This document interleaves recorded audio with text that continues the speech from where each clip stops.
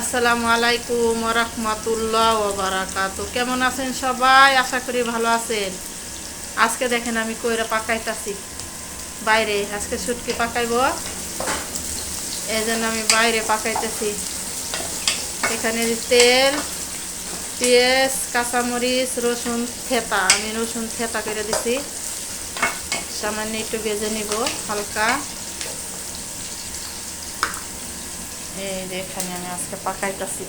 এখানে আমি বড় বড় পাতিলে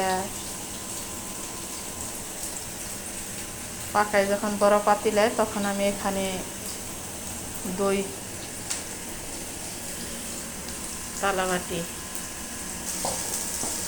আরবিরা শুটকি খায় কিন্তু খুব কম, সালাদ বানায় খায়, কিন্তু আমরা তো তেল দিয়ে কষায়া ভেজে তারপরে পাকাই, রয়ের গন্ধ সহ্য করতে পারে না। এখন দিয়ে দেবো আমি শুটকি। এই যে শুটকি আমি ভালো করে একটু তেলে ভালো করে ধুয়ে রেখেছি গরম পানি দিয়ে। এই শুটকির কাটা নাই, হাঁসে মনে হয় 2-1টা থাকতে পারে। এদিন আরবিরা কিনে আনে, আরবিরা খাই দি সালাদ। এই শুটকি খুবই গ্রান, খুবই মজা। এত গ্রানটা আমার পছন্দ, বলার মতো না। এখন দিব গুঁড়ো মশলা।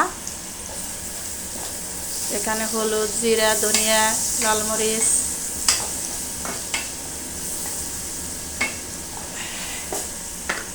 দিয়ে দেবো পানি কষানোর জন্য। এখানে লবণও আছে।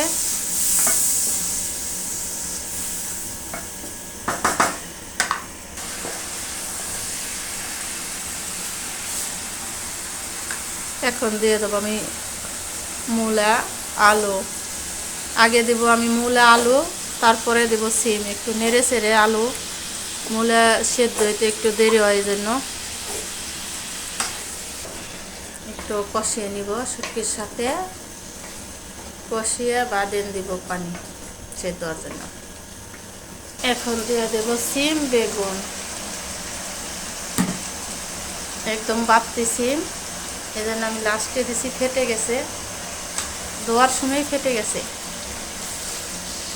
এটি আমার গাছের সিম, মাশাআল্লাহ বারাকাল্লাহ।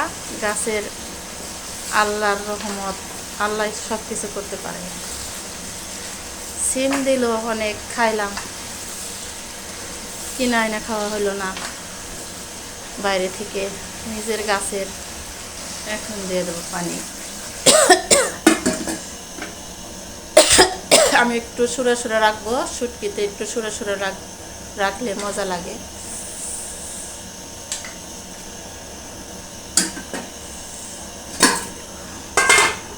এখন দিয়ে দেবো একটা টমেটো কুচি ও ধনিয়া পাতা।